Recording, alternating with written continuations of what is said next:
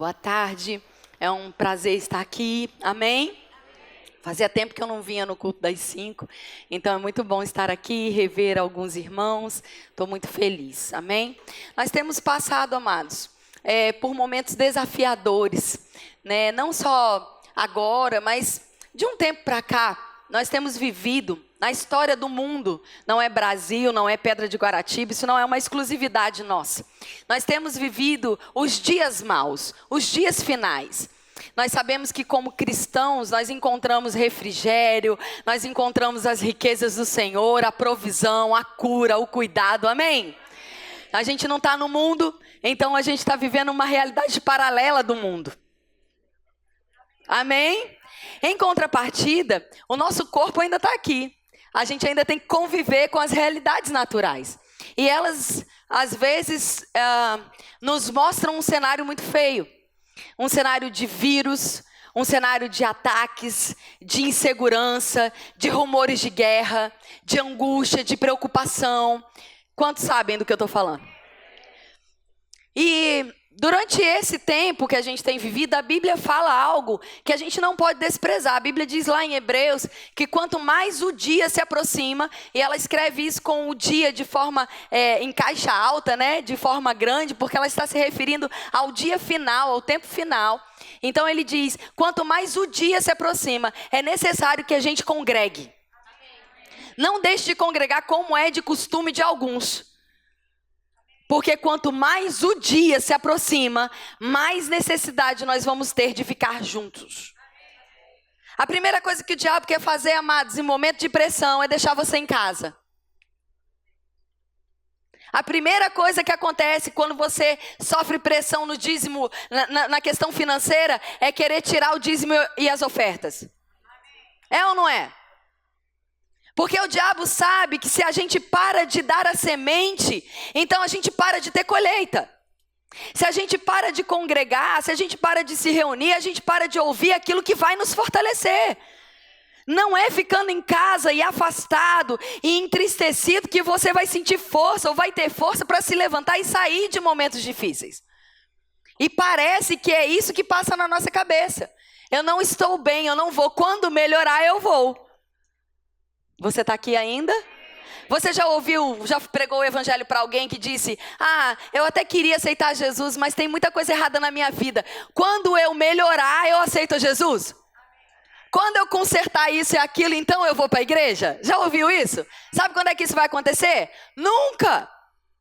Porque a única forma que a gente tem de melhorar e se livrar das coisas que nos impedem de ter uma vida melhor é o diabo. E se a gente não vem para a igreja, não ouve a palavra, como é que a gente vai conseguir se livrar disso? Não é pela nossa força, não é pela nossa inteligência. E isso tudo eu estou falando para dizer para você que hoje, na verdade na quinta-feira, o Senhor me instruiu que nós teríamos um final de semana muito desafiador. E Deus havia me dado uma mensagem em fevereiro de 2017. Está anotado aqui, fevereiro de 2017.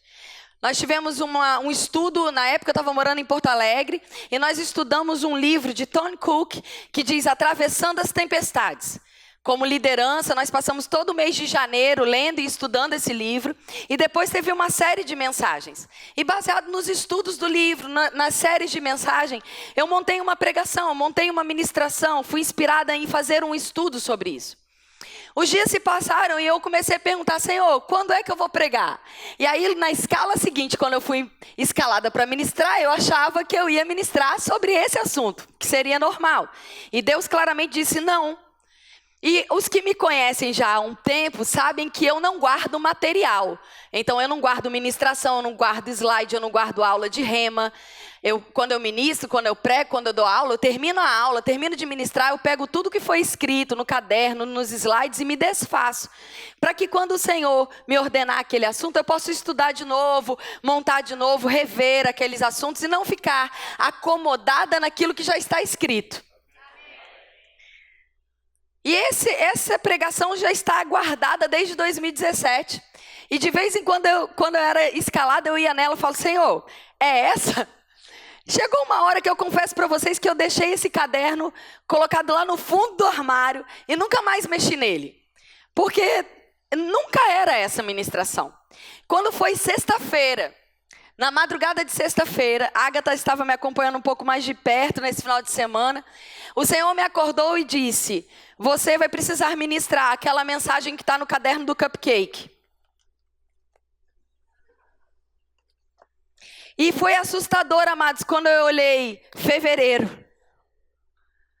Deus havia programado essa mensagem para a gente ouvir.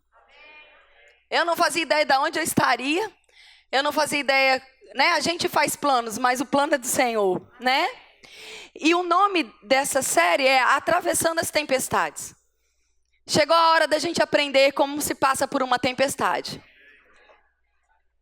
Amém, queridos?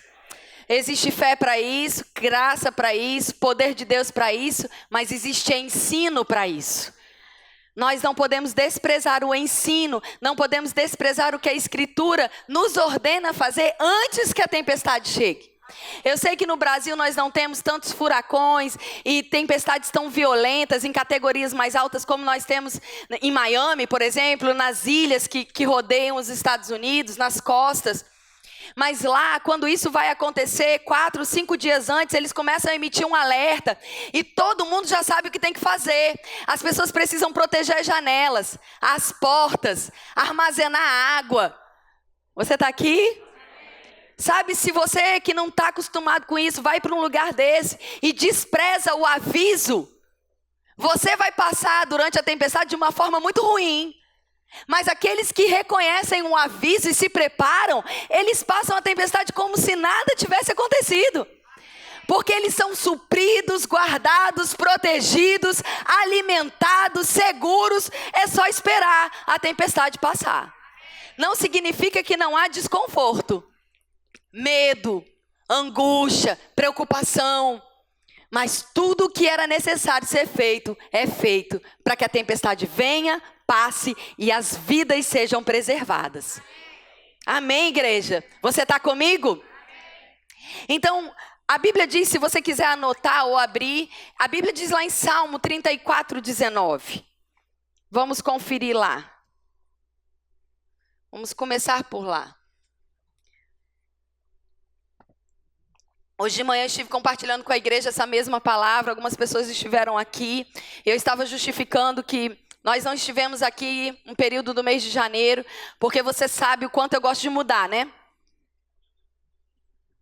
E nós estávamos mudando, porque é um hobby da nossa família, né? A gente estava na nossa 48ª mudança, porque o nosso alvo pessoal agora é o Guinness Book, é embarcar todos os recordes. E a gente mudou, amados, no dia 20 de janeiro. Sabe, era um feriado.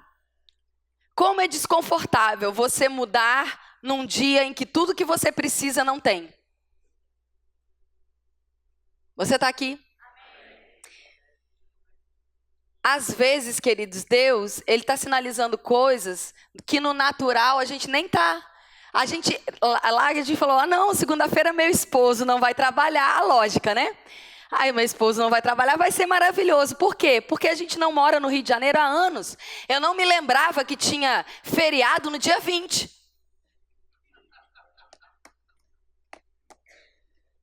Que feriado é esse? Meio do mês, que falta de juízo.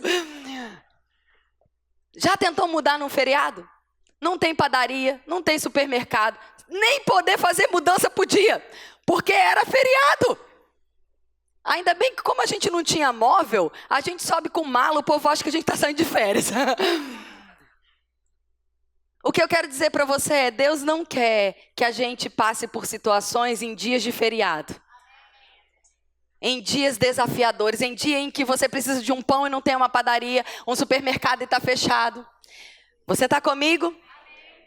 Hoje é um dia de instruções para que a gente saiba que Deus vai fazer ajustes em 2020. Eu estou falando, amados, com muito amor e com muito temor, debaixo de inspiração do Espírito. Haverá ajustes em 2020. A igreja não pode mais se reunir para grandes milagres e desprezar os pequenos. A igreja não pode mais se mover quando não há nada mais a fazer só.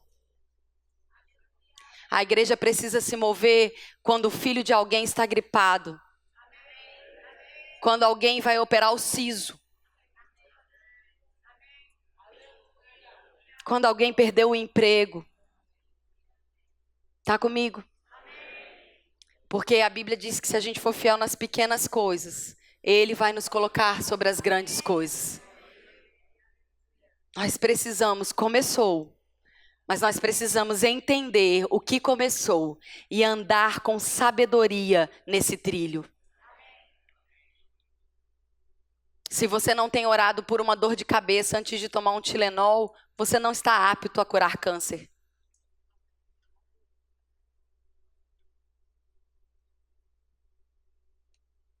Nós precisamos, antes de tomar um remédio, e não anular o remédio, antes de tomar uma medicação, nós precisamos colocar em prática o que temos ouvido. Você entende o que eu estou dizendo? Remédios são divinos, eles foram criados para nos ajudar a curar. Então tudo que colabora com a nossa cura é divino. Amém? Mas não pode ser a nossa primeira opção mais. Quando a dor de cabeça aparecer, eu estou falando de uma coisa tão comum. Às vezes o próprio sol, o calor provoca dor de cabeça, amém? Mas quando ela aparecer, queridos, a primeira opção é dor de cabeça em nome de Jesus, vai embora. E se você perceber que necessita de uma medicação, tome ela dizendo, Pai, eu dou graças a você que eu vou tomar essa medicação. E ela não vai ter efeito colateral, ela não vai fazer mal ao meu estômago, ela não vai trazer nenhum dano, ela só vai sumir com essa dor de cabeça desgraçada e vai enfiar ela na cabeça do diabo. Em nome de Jesus, amém. Se a gente não acha necessário fazer isso para as coisas pequenas, nós não vamos estar forjados nas grandes. Você está entendendo o que eu estou dizendo? Amém? Em Salmo 34:19 diz, o justo enfrenta muitas adversidades, mas de todas elas o Senhor os livra. É tão interessante, amados, que a Bíblia não está dizendo, o justo de verdade não passa dificuldade. Não é isso que a Bíblia está dizendo.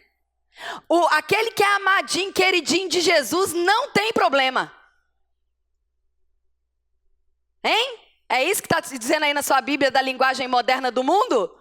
Porque na linguagem King James, bem tradicional, grega e hebraica, está dizendo, o justo vai passar por aperreio. Não é que ele pode, ele vai. É uma afirmação. Max Lucado disse algo, reduza suas expectativas em relação à terra. Aqui não é o céu, não espere que seja. Aqui não é o céu, não fique esperando que aqui seja. Não fique esperando, amados, porque nós estamos vivendo num ambiente de fé, nós estamos blindados de toda a adversidade. Não estamos. A Bíblia diz que no meio delas, nós recebemos livramento. Porque você tem que sair, tem que se mover, tem que andar, tem que comer, tem que trabalhar. Você está vivendo num mundo que é espiritual por dentro, mas por fora num mundo totalmente natural. Totalmente adverso, totalmente perigoso, totalmente contrário, aonde o príncipe dele é o nosso feroz inimigo. E o diabo não vai deixar barato para a igreja. O diabo não está olhando para mim e para você dizendo, é crente, nem mexo. Não, amados, nós somos o alvo do diabo.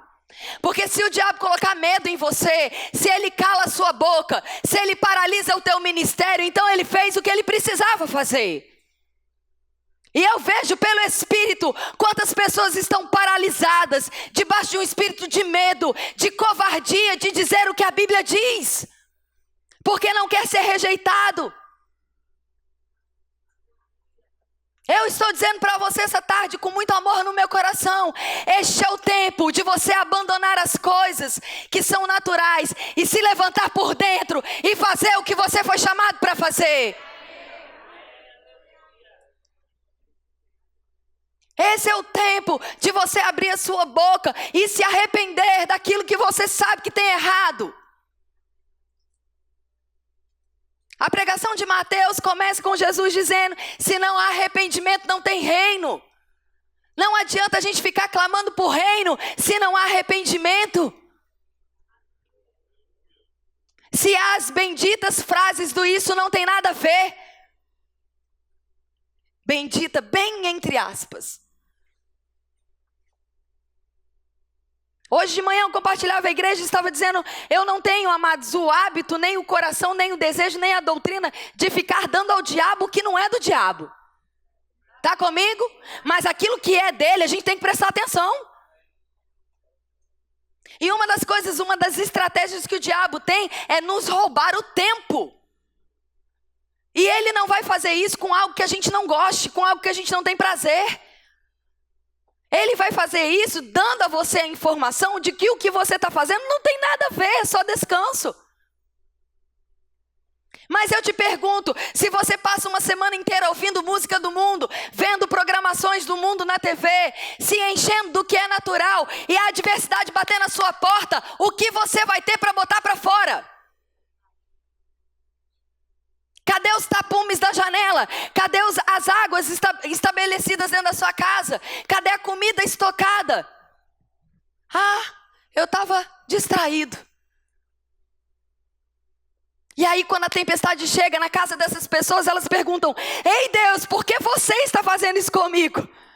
Não é Deus quem está fazendo. Muitas vezes a tempestade é provocada só por coisas naturais, outras por nós mesmos. Tem tempestade que quem cria é a gente.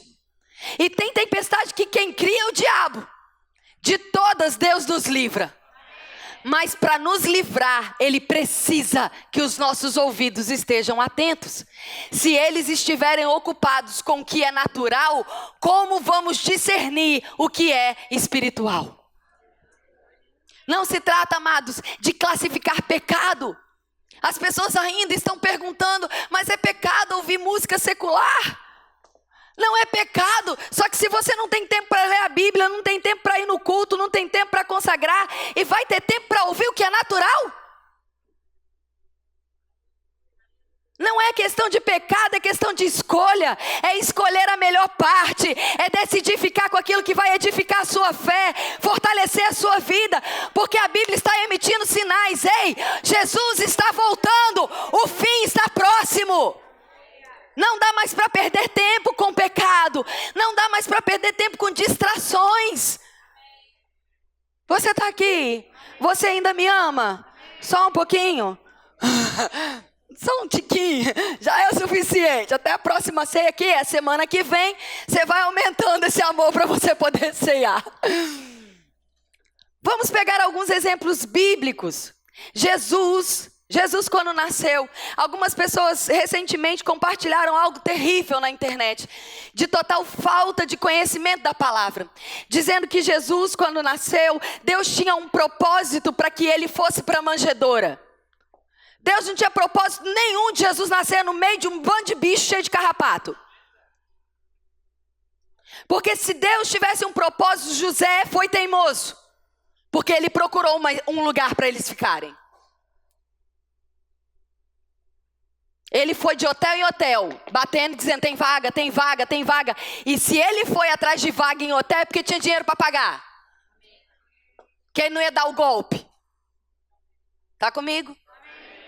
Deus tinha provisão, Deus tinha dado dinheiro. Agora uma mulher buchuda, grávida, viajando no deserto, andando quilômetros debaixo de um calor imenso. Não tinha, amados, como ela ter a mesma velocidade de deslocamento de uma pessoa normal, natural, sem estar grávida. Eles chegaram atrasados. O lugar encheu antes deles chegarem. São coisas naturais. Você já tentou ir para a região dos lagos nas férias? Já tentou estacionar seu carro? Hein? Você já passou por isso? Aí foi o diabo que tirou sua vaga? Chega às 6 horas da manhã que tem vaga. Tá comigo? Agora, no momento em que ela precisava dar à luz, Deus proveu escape. Deus proveu um lugar reservado. Não era o plano de Deus, não, para que seja romântico, ele vai nascer no meio dos bichinhos. Que conversa! Vou botar ele para deitar onde os cavalos comem. Oh. Não, queridos, não. Jesus nasceu naquela circunstância porque houve uma pressão, um deslocamento, um tempo, a cidade estava cheia, não tinha lugar. Amém? Jesus nasceu, os pastores estavam lá, os reis magos não. Quando Jesus nasce, vem um decreto do rei, manda matar, de 2 anos para baixo, mata tudo quanto é menino. Deixa eu te dizer, Jesus tinha acabado de nascer, ele era uma criança ainda, um bebê, e teve um decreto de assassinato. Ele era filho de Deus. Hein? A gente vai ter ou não vai ter diversidade? Jesus teve que fugir. Você imagina aquele que foi criado por meio de todas as coisas, nada foi feito sem que por meio dele se fizesse. Aquele que é o verbo de Deus, o filho de Deus, tendo que fugir para ficar vivo. Você está aqui ainda, igreja? Jesus teve que fugir, os parentes dele rejeitaram ele. A galera de casa, que via os milagres, que conhecia o caráter. A Bíblia diz que quando ele entrou na sua própria cidade, eles o rejeitaram e por causa disso ele não pôde fazer muitos milagres. Algumas pessoas diziam, esse menino aí, não é o que menino que jogava bola ali na rua, filho de José? É um de nós. Ele foi chamado de Beelzebu, príncipe dos demônios. Ele foi acusado de traição, sem nunca ter pecado. Foi rejeitado, humilhado, cuspido. Tomou açoites mais do que qualquer um tomou. Mas ele não é filho de Deus? Você e eu podemos perceber essa tarde que as adversidades do mundo, e eu não estou dizendo que nós temos que sofrer as mesmas coisas que Jesus, porque ele sofreu para que a gente pudesse ser livre delas. O que eu estou dizendo para você é que enquanto ele esteve aqui na terra e num corpo humano, ele passou por todo tipo de adversidade. Ele enfrentou tempestades. Mas a sua postura diante do seu Pai é que é o nosso alvo. Jesus não estava focado em resultado. Ele estava focado em saber qual era a vontade do Pai, independente da circunstância que se apresentava. Você entende isso, amados? Nós estamos vivendo um tempo onde a gente precisa parar de colocar os nossos olhos tão focados em resultados, da maneira como a gente quer, e começar a ver Deus agindo de uma forma ampla. Porque só dessa forma a gente vai perceber a bondade de Deus se movendo no nosso meio. Sabe que algumas pessoas estão tão frustradas porque os sonhos particulares delas não se realizam. Eu também estava contando hoje de manhã, eu vou repetir, tá, amor? Eu estava contando hoje de manhã que Braulio e eu nos conhecemos quando eu ainda era muito novinha. Eu sou, né, gente, ainda, né? Acabei de fazer 42 anos, mas eu sou novinha. Foi meu aniversário também, viu? Dia 30, você pode me dar parabéns depois, eu vou ficar bem feliz. Então, aí Braulio me conheceu, eu tinha 11 anos, né? Eu acho que ainda ia fazer 11. Mas ele se apaixonou por mim. Ele falou, gente, eu quero casar com essa menina, ela é linda. Foi isso que ele disse. Eu que estou com o microfone, eu conto a história do meu jeito, não é? Aí eu contei hoje de manhã que quem já entrou lá no Facebook, nas redes sociais, pode testificar que Braulio sempre foi velho. Mas eu disse isso da melhor forma. Eu estava dizendo, porque ele sempre teve a mesma cara, ele não envelhece. Quando a gente era novinho, ele tinha essa cara. Agora ele está com a mesma cara. Aí as pessoas falam, nossa, Braulio, você está do mesmo jeito. Então, de duas uma, ele sempre foi velho. Amém? Brincadeira, amor. Só para descontrair, que da tarde o pessoal fica mais quietinho e tudo. Mas quando a gente começou a namorar e decidiu casar, a gente começou naquela etapa de sonhar os sonhos, né? De casado. A gente começa, quantos filhos você quer ter? Aí eu falei, 4, aí ele, eu pensava em 2. Aí eu falei, mas eu queria ter um menino e uma menina. Aí ele, eu também queria ter um casal. E a gente começou a falar sobre alguns sonhos. E um sonho que a gente tinha em comum, até desenhado, era uma casa, como um chalé de madeira, com muito vidro, janelas de vidro, portas bem grandonas, como um chalé mesmo, sabe? Com um gramado muito grande, bem verdinho, um cachorro, era a casa que a gente queria. A gente sonhava com algumas coisas, que a gente queria ter um sótão e ter uma vista bonita na casa e tal. Claro que isso eu tinha 18 anos. A primeira casa que a gente teve uma cantoneira, o mato cresceu quase até a janela, a gente percebeu que esse negócio de ter grama extensa não era pra gente. Porque a gente descobriu que junto com a grama tinha que alguém cortar a grama, no caso. Vidro, gente, é um trabalho para limpar que você não faz ideia. O bicho, você limpa a mancha. Quem é a dona de casa que se compadece comigo? Obrigado. Bota logo uma cortina e esquece daquela desgraça, que ele não fica limpo nunca. Mesa de vidro a gente jogou fora, que é mesmo de madeira, que ninguém fica com o dedo. Sabe, quando você ainda está prestes a viver uma situação, você romantiza coisas porque você não está experimentando elas. É como a maternidade, né? A gente romantiza algumas coisas na maternidade. Meu filho nunca vai fazer isso. 5, 4, 3, 2, 1. Oh!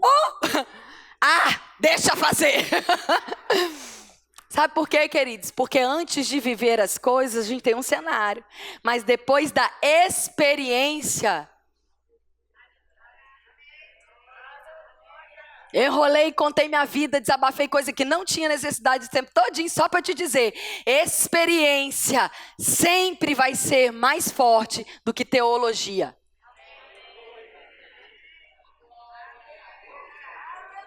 A gente pode ter muita teologia, a gente pode ter muitas coisas naturalmente desenvolvidas, escritas, muitos planos feitos.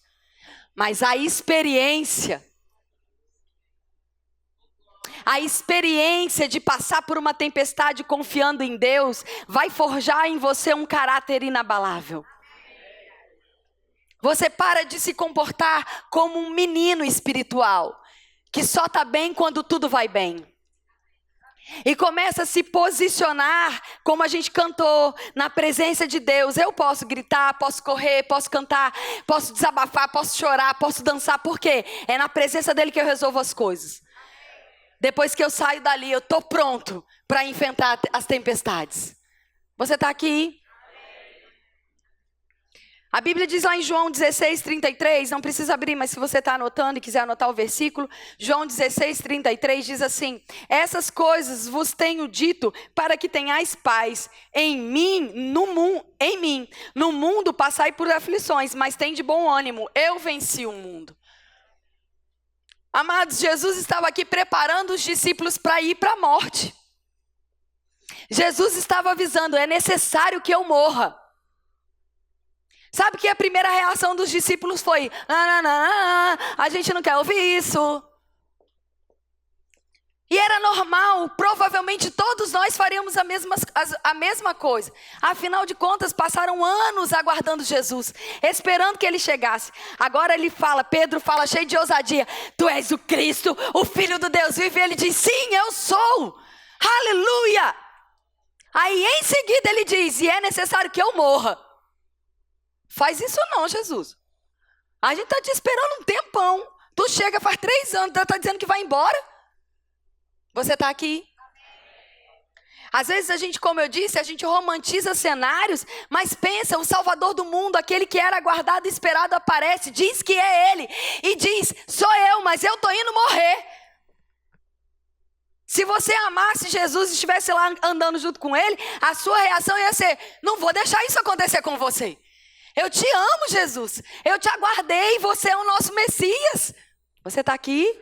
Mas quando a gente vê Pedro fazendo isso, fala, Pedro, que coisa feia. Pedro foi, não, Jesus, tenha pena de você, quase que Jesus está falando, tem misericórdia de mim. Estou na metade do aprendizado ainda.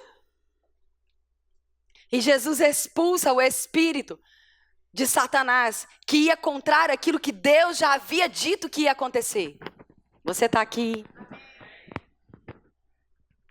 Jesus não estava repreendendo Satanás em Pedro.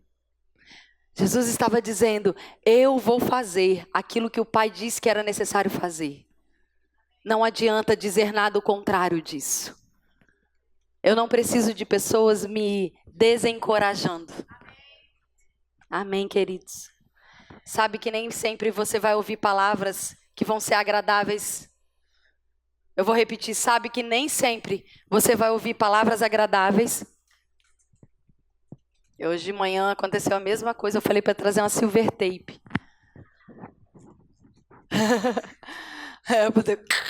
Assim, né? Corquinho. Sabe que às vezes as pessoas estão dizendo, você precisa melhorar, você precisa ajustar isso, você precisa aprender a andar em submissão, você tem errado, você tem repetido erros.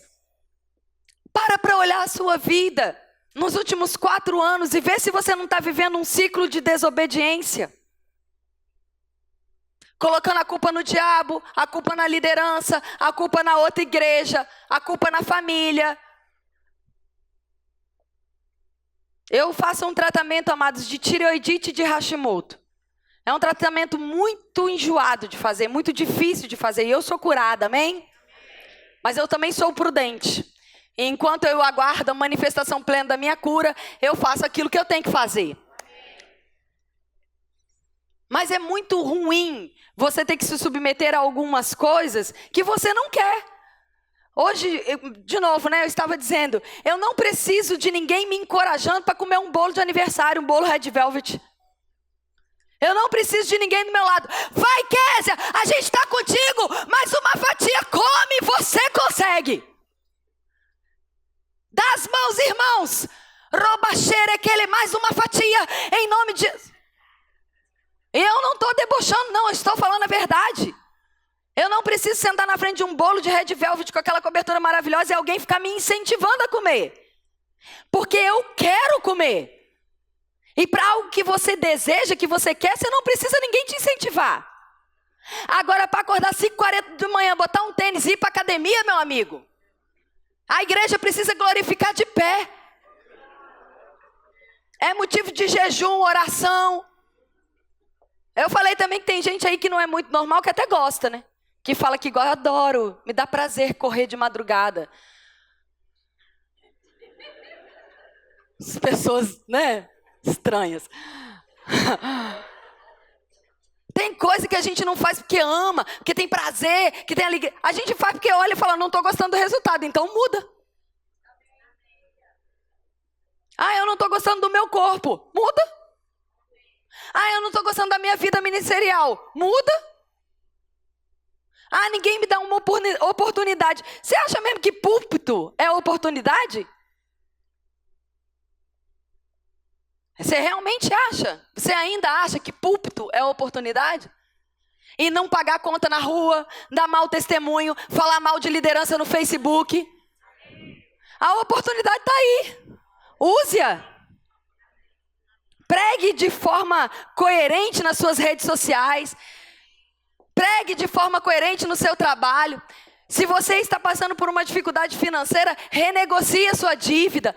Não deixe para lá, não pague falando, não vou pagar mesmo, pago quando eu puder. Devo, não nego, pago quando puder. Isso não é fala de crente, isso não é postura de crente. Ah, a gente está ajuntado. Casa. Mas faz 20 anos, ótimo, a gente pode fazer uma festa amanhã para você. Nem precisa fazer aquele negócio de gastar tanto. Já faz 20 anos mesmo, vamos economizar. Até porque com 20 anos, pela minha experiência, os eletrodomésticos começam a queimar tudo. Para que gastar dinheiro com bolo para os outros, né não? A gente junta da liquidificador, torradeira, essas coisas que vai ser mais útil. Mas é só um papel. Qual é a necessidade? Se é só um papel, assina. Não é difícil. Concorda? Hein? Hein, Pedro? Não é não? Quando você tiver que casar, você não vai casar direitinho? Ai de você, se não. A gente tem que aprender, amados, que existem coisas que Deus nos deu capacidade e inteligência para fazer. E existem coisas que é Ele quem faz em nós e por nós. Mas as coisas que nós temos que fazer, Deus não vai assumir. Ele não vai pegar da nossa mão. Por exemplo, Deus precisa que a gente conheça o caráter dEle e a sua palavra. Porque você e eu não temos como ministrar a palavra e o caráter de Deus sem antes conhecermos a palavra e o caráter de Deus. Todos os anos, nós, professores do Rema, escutamos pessoas nos perguntando: será que é da vontade de Deus que eu faça o Rema? Será que é da vontade de Deus que eu fique aqui segunda, quarta e sexta noite estudando? Claro que é. Nós não estamos dizendo para você ser imprudente. Claro que você precisa ser guiado, instruído, é óbvio que sim. Mas deixa eu te dizer, é claro que é da vontade de Deus que você estude. É claro que é da vontade de Deus que você se discipline. Aonde você vai tirar, da onde você vai tirar conceitos e sabedoria se você não tiver disciplina de estudo? Você está aqui. Nós não temos, amados. Outro? Band-aid? Ai, meu Deus. Está virando quase uma depilação de face. É que eu transpiro tanto, amados. Vocês não fazem ideia. E eu não gosto da toalhinha do profeta. Então... que tem, né, a toalhinha do profeta, mas tá dentro da bolsa, mas eu não me atrevo a pegar ela, que quando ela vem, aí o manto vem, não é brincadeira, só para descontrair. Pronto, qualquer coisa a gente pega outro microfone. Pronto, vamos voltar aqui. Você está sendo abençoado? Amém. Deus não vai substituir as necessidades que temos de sentar, estudar a palavra dele, conhecer o caráter dele, remover as informações que são equivocadas. Amados, essas semanas, como eu disse, né, existem muitas coisas acontecendo no mundo que são perigosas. Uma delas é que veio um homem de Deus, mas que equivocadamente falou nas suas redes sociais que Deus estava liberando juízo sobre a cidade de Belo Horizonte no Espírito Santo, destruindo aquelas cidades. Amados, Deus não faz isso. Eu vou repetir, Deus não faz isso. Todas as vezes que Deus manifestou o seu juízo biblicamente, o justo foi removido primeiro. Lembra de Sodoma e Gomorra? O justo sai. Lembra de Noé? O justo sai.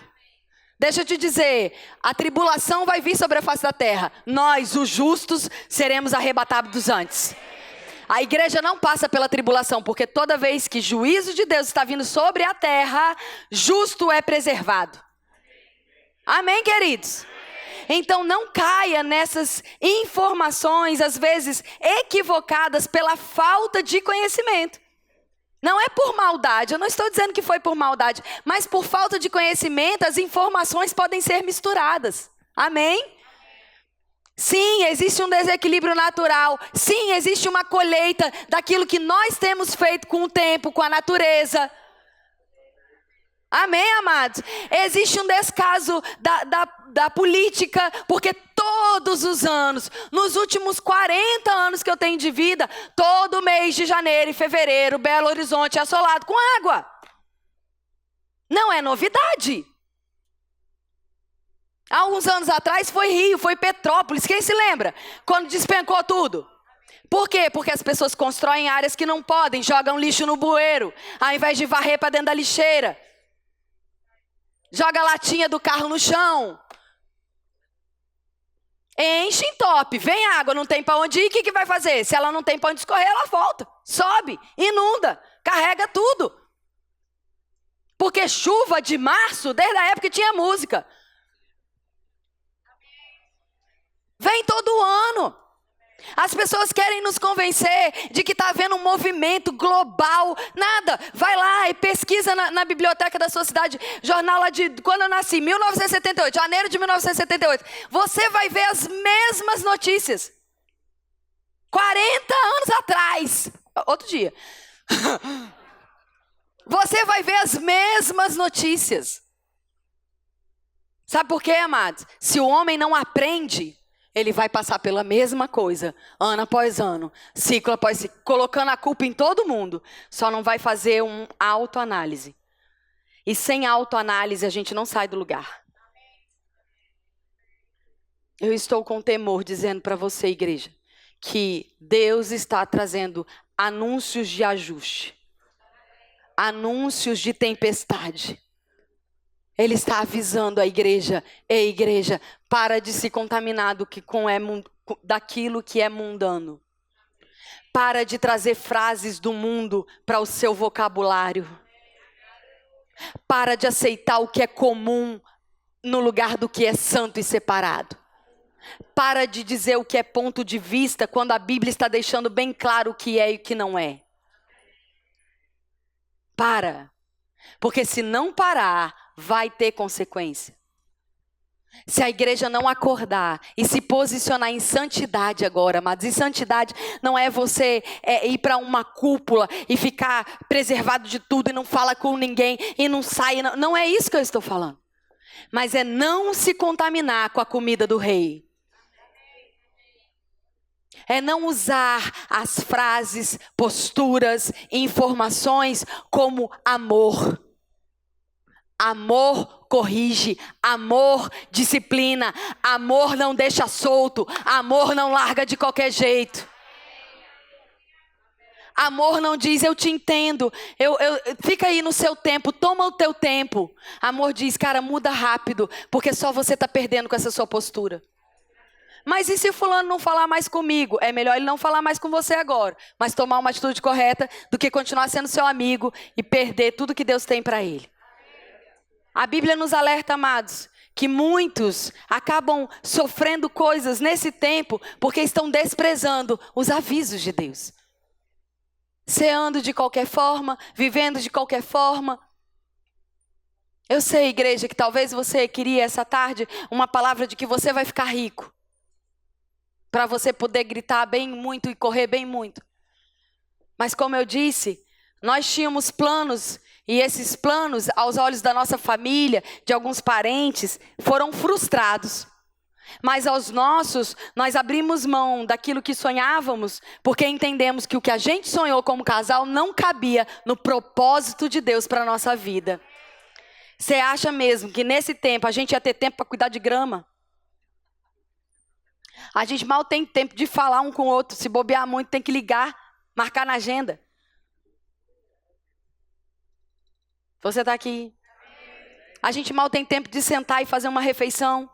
Você acha que ia dar tempo de ter isso e aquilo? Você precisa, assim como eu, assim como nós, reavaliar se os seus planos não roubam o propósito de Deus na sua vida.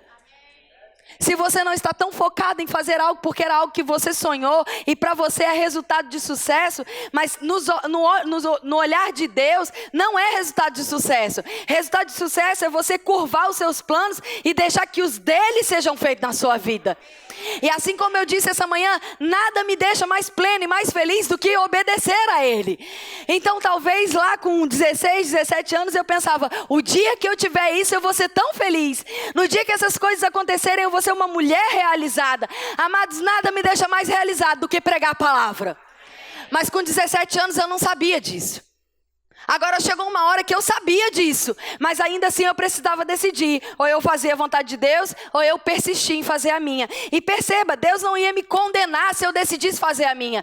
Ele não ia me punir, Ele não ia me abandonar, Ele não ia dizer, então fica aí com o teu plano que eu vou seguir com a minha vida. Ele ia dizer, ô minha filha, e tudo aquilo que eu puder te abençoar, eu vou te abençoar. Mas eu tenho planos melhores. Você nunca vai ser plena só correndo o seu plano. Nós passamos uma semana difícil e essa madrugada eu estava muito cansada. O meu corpo estava exausto. E às 3h04 da manhã, na hora que eu peguei o celular, eu falei, eu não acredito que eu estou acordada 3 horas da manhã. E o Senhor falou comigo. Eu na hora repreendi, né? Eu falei, insônia, vai embora em nome de Jesus. E o Senhor falou, não, você precisa se preparar. Eu falei, Pai, você sabe do dia que a gente viveu ontem? Eu estou muito cansada. E Deus falou, você pode estar cansada e descansar, ou você pode estar cansada e preparada.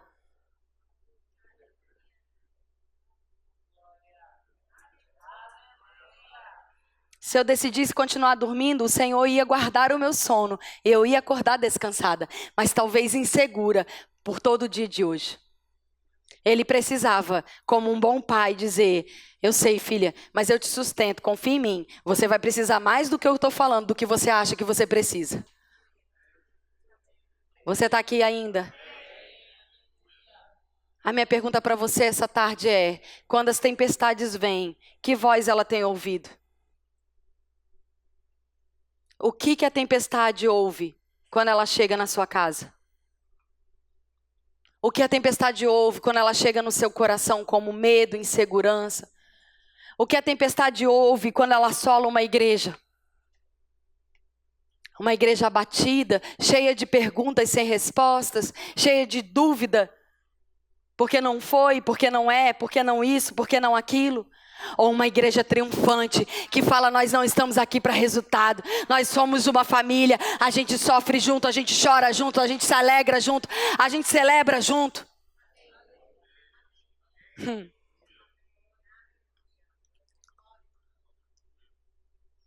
A obediência em Deus não nos priva de tempestades. Obedecer a Deus não é selo de que a gente está livre de tempestade. Amém? Segunda coisa, Deus se importa. Diga comigo, Deus se importa. Eu, de novo, estava compartilhando sobre algo. Nós fizemos uma mudança muito difícil. Nós viemos para o Rio de Janeiro e a gente só tem roupa. E algumas xícaras, porque eu faço coleção, poucas. E alguns livros, muitos. Todo o resto foi vendido, doado, e a gente veio com isso. E agora nós mudamos, até então a gente estava morando em casas de temporada e mudamos para um apartamento que não tem nada. E a gente fez de uma caixa um rack, as cadeiras de praia são um sofá, e por aí vai. Daqui a pouco tudo chega, amém? Estou me queixando, estou contando para você como é que está o cenário. E eu sou uma mulher com um pouco de dificuldade, pouquinha, quase nada, de organização. Porque sou eu que estou com o microfone. Se fosse ele, ia dizer, minha mulher é paranoica com organização. Tem que estar tudo no lugar, tem etiqueta para tudo. Enfim, é exagero, gente, não sou tão assim. Mas, de fato, me agonia ver uma casa desorganizada. É angustiante para mim. Bem angustiante, muito angustiante. Eu estava lá, sentada na cadeira de praia, confortavelmente, hashtag só que não. E o meu marido, gente, ele é pastor 24 horas. 24 horas a unção pastoral está sobre ele. E eu, nesses últimos dias, murmurei tudo que eu não podia. Eu reclamei de tudo. Até o pintor que estava pintando apartamento nos abandonou no meio da obra. Pelo amor de Deus. Sabe quando tudo pode dar errado? Pronto, deu. Nessa mudança, tudo que podia dar errado, deu. O cara do granito ficou doente, não pôde entregar, a gente ficou sem água, ficou sem geladeira. Eu falei, Jesus Cristo, será que a varanda é segura? Já estava naquele momento. E eu ontem estava cansada de mim, eu estava cansada de me ouvir.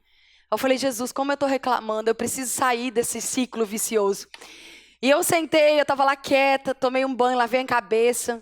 Aí eu estava quietinha lá na cadeira. Aí Braulio sentou do meu lado, meu esposo, lindo, maravilhoso.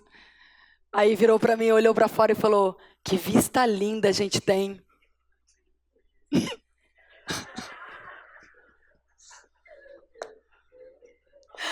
Aí eu...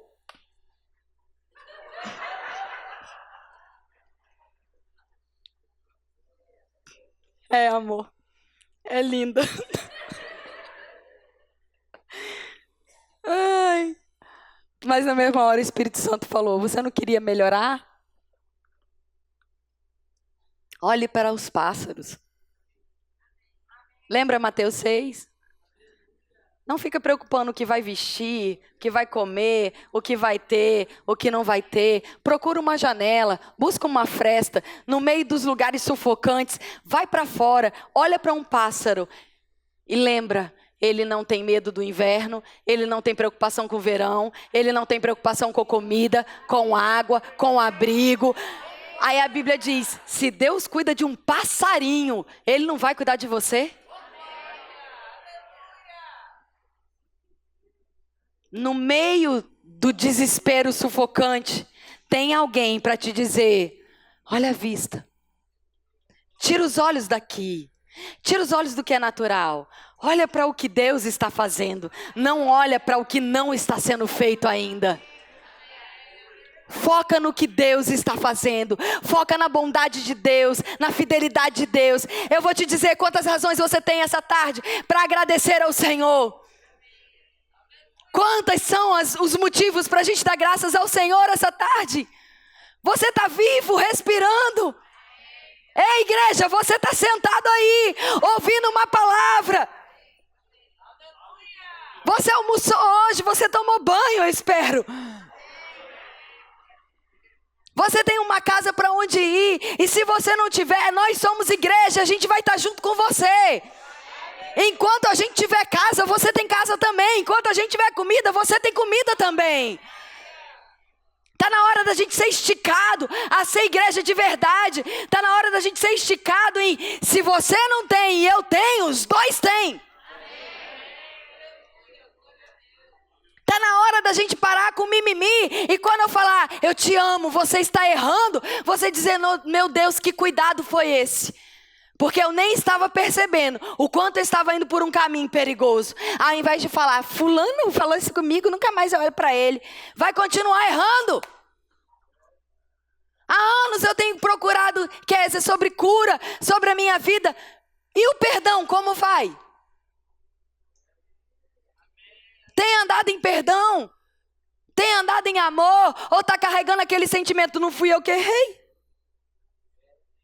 É ele que tem que vir falar comigo, é ela que tem que me procurar.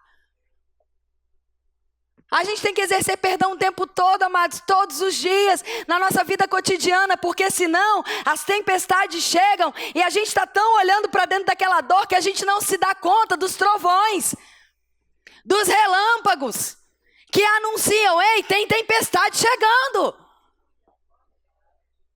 Deus não vai nos isolar num lugar sem chuva. Ele vai nos preparar em meio à tempestade. Nós estamos vivendo, sim, dias desafiadores, mas diminui as tempestades com as suas declarações. Amém? Fale com o seu monte. Mark Hanks diz algo no livro dele, O Espírito da Fé. Se o seu monte não pode ouvir a sua voz, ele nunca vai ser removido. Nós temos dificuldade para dizer amém no culto. E a gente está querendo ser guerreiro para destruir montanha.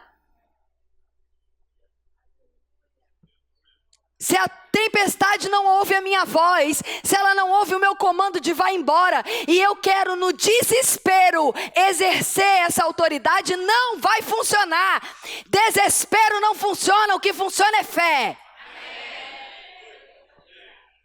E fé não se exerce apenas quando não tem mais nada para fazer. Fé precisa ser exercida nas pequenas coisas do dia a dia. Abriu a geladeira, está faltando coisa, começa a chamar a existência o que não tem. Abriu o armário, está faltando coisa, chama a existência. Abriu o coração e percebeu que tem um vazio ali dentro, chama o que você precisa. Não é pensando, não é esperando alguém fazer por você. Não é dizendo ninguém me ajuda. Pega a palavra, o Espírito Santo está aí dentro de você. Se mova em fé, abra a sua boca, mova as águas, mova o céu. Deus não vai mover grandes milagres em berçário.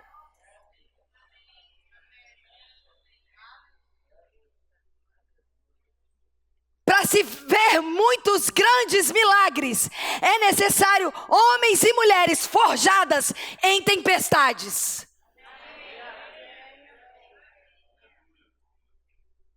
Como eu disse hoje de manhã, mergulho não é para amador. Jacarezinho na praia é. Pegar onda de jacaré, sabe? Não? Até fiz a mãozinha. Isso é para qualquer um, até criança faz. Agora, mergulhar nas profundezas do mar precisa de equipamento, de segurança, de instrução, de ter treinado. Muitas vezes vai precisar mergulhar primeiro com o instrutor. Durante anos treinar aquilo. Porque não é para amador, não é para qualquer um. Quer ir em lugares mais profundos. A igreja está cantando, eu quero andar sobre as águas, eu quero lugares mais profundos. Então a gente vai precisar crescer. E crescer não é para criança. Não dá para ser adulto e vestir roupa de criança. Não dá para ser adulto e ter fala de criança. Se a gente quer coisa profunda, a gente vai precisar se comportar na idade correspondente a coisas profundas. E crescer, amados, é um processo de abandonar as coisas e começar a assumir outras. Você está aqui ainda? Deus está nos chacoalhando, dizendo, vai ter ajuste. Jesus está às portas e Deus não vai contar com uma igreja imatura. Como pode? Ele não é irresponsável. Quantos anos Samuel acabou de fazer? 1 ano. A gente colocaria Samuel para ser responsável dessa igreja todinha? Para pregar aqui domingo? Com 1 ano de idade? Qual pai faria isso? Você acha que você procuraria a Ana? Ana, eu como mulher, eu estou passando por uma dificuldade. Você pode orar comigo? Aí a Ana fala, não, vou chamar o Samuelzinho. Não parece uma coisa um pouco louca? Você está aqui? Por quê? Porque ele ainda é um bebê. E como bebê, ele não tem capacidade de compreender as coisas da vida. Espiritualmente falando, se a gente não cresce, como a gente vai ajudar os outros? Se a gente ainda está com picuinha no meio da igreja, como é que a gente vai receber os recém-chegados? Se a gente ainda está, pastor não me colocou, fulano não falou comigo, Beltrano ainda é berçário.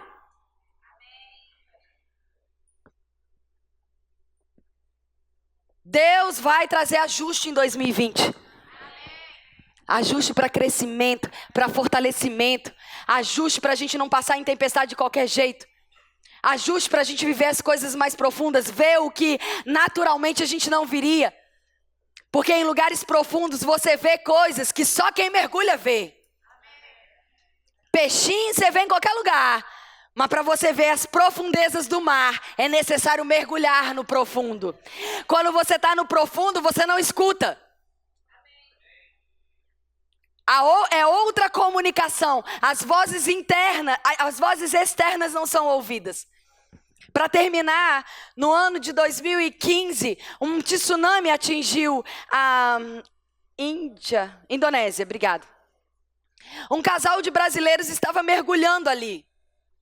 Eles estavam tão profundos. Você lembra daquele tsunami que arrasou tudo?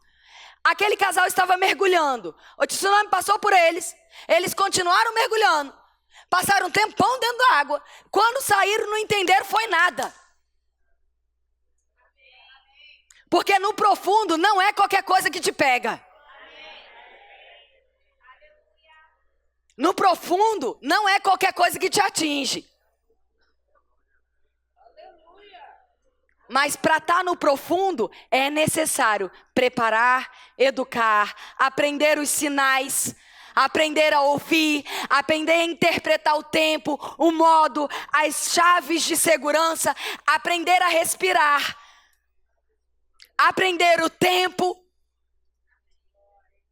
Então nós estamos sendo convidados pelo Senhor para que no ano de 2020 a gente possa ir num lugar mais profundo. Nós estamos sendo convocados pelo Senhor a vivermos milagres. Temos clamado por isso, é ou não é? Mas um lugar de milagres é um lugar de desafios. Um lugar de milagres é um lugar onde há purificação. Porque Deus não divide honra com homem. Deus não faz qualquer coisa de qualquer jeito. Deus está trazendo uma oportunidade gloriosa para a igreja crescer em maturidade. Eu estou me incluindo. Eu estou falando para vocês como uma de vocês. Nós somos uma família. E se Deus disse, ei, Pedra de Guaratiba, está no tempo de crescer, Ele está falando com cada um de nós. Ei, eu vou trazer ajuste para a sua vida. Eu vou disciplinar você em algumas coisas.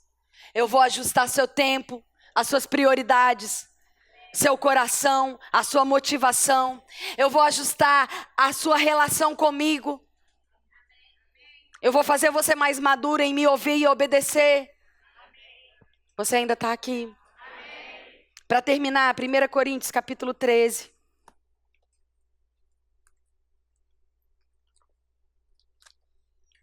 Primeira Coríntios 13, 12.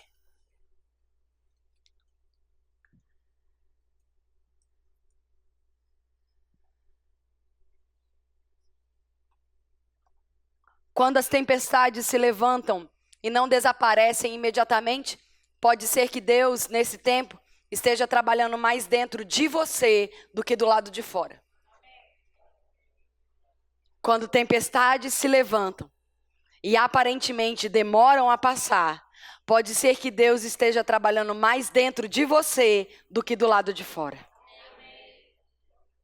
Falta de aparente resultado não é o não de Deus. Amém, queridos? Não é porque ainda não aconteceu que Deus está dizendo não. Muitas vezes o que Deus está fazendo é nos preparando para o que vai acontecer, mas de maneira saudável, madura, forjados, para que o nome dele não seja envergonhado, para que a gente não saia machucado, para que a gente não se veja despreparado. Amém? 1 Coríntios 13:12 diz assim: agora, portanto, enxergamos apenas um reflexo obscuro, como em um material polido. Entretanto, haverá o dia em que o veremos face a face. Hoje conhecemos em parte, mas o conheceremos perfeitamente, da mesma maneira como ele nos conhece. Nem sempre teremos respostas para tudo, e não tem problema nenhum nisso. Eu vou repetir, nem sempre nós vamos ter todas as respostas. Não há problema nenhum nisso.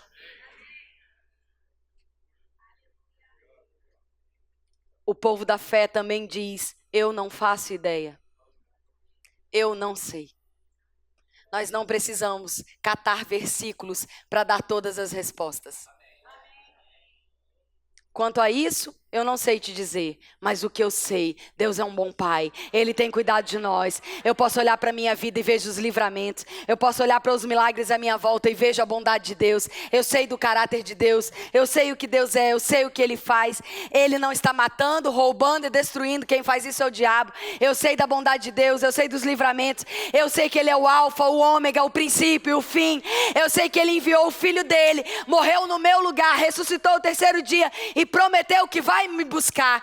Eu sei que Ele tem provido para mim alimento, sustento, alegria, saúde. Ele tem guardado a minha família, Ele tem sustentado a minha fé, a minha força, a minha casa.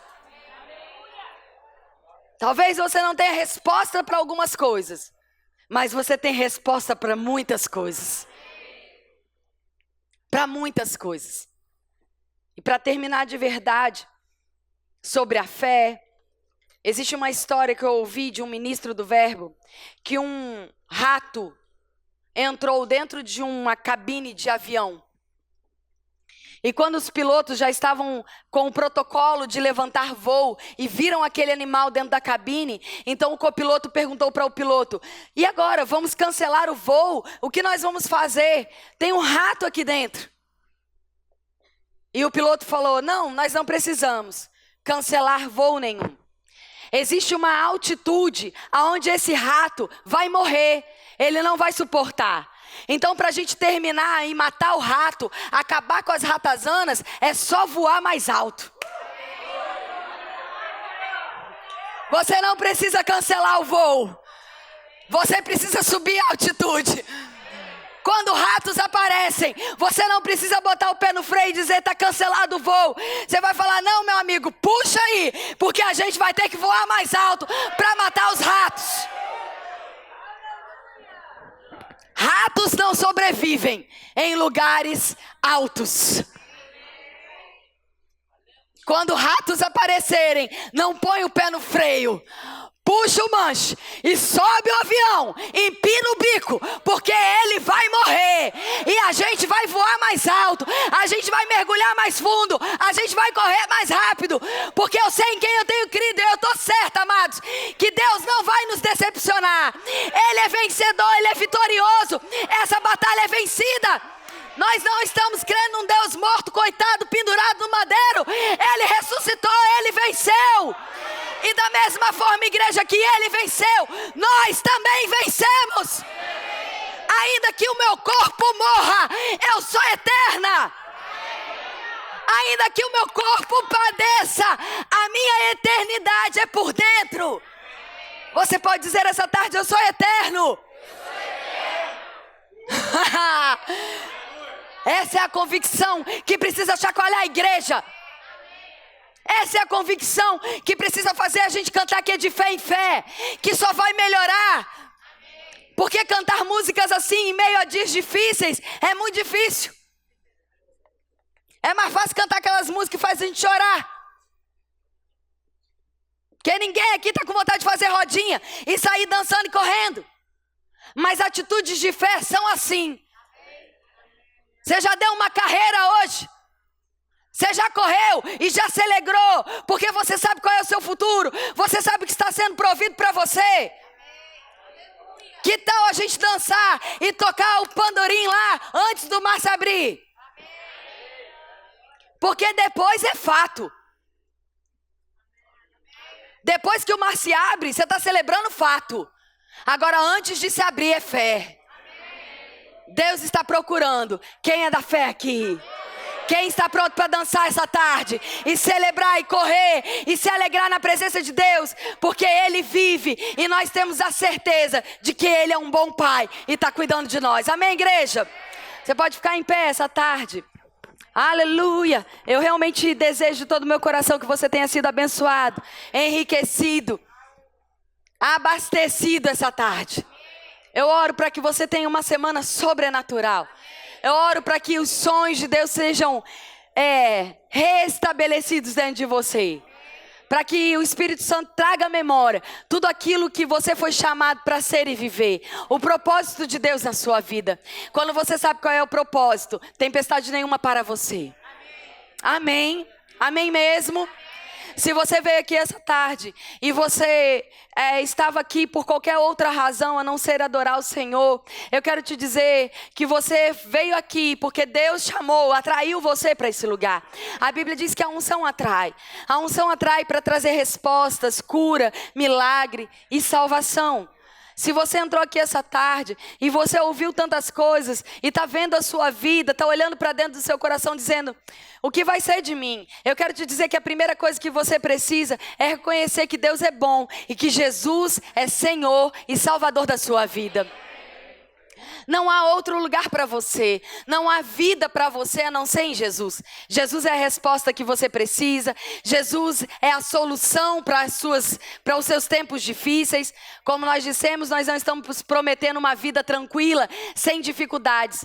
Mas a partir do momento que Ele é Senhor e Salvador da sua vida, você jamais vai estar sozinho. A Bíblia diz que se você o reconhecer diante dos homens, Ele também vai reconhecer você diante do Pai dele, que é Deus. Então essa tarde eu quero fazer uma pergunta.